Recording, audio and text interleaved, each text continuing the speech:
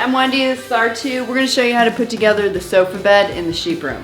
Step 1, move the table to the end of the bed.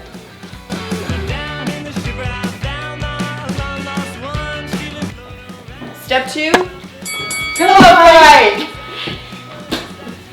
Step 3, pull out the bottom drawer. 4, gently lift up, pull out the gray cover, step back down, come on over, flip the cushions down, tuck them in, then you spread this out.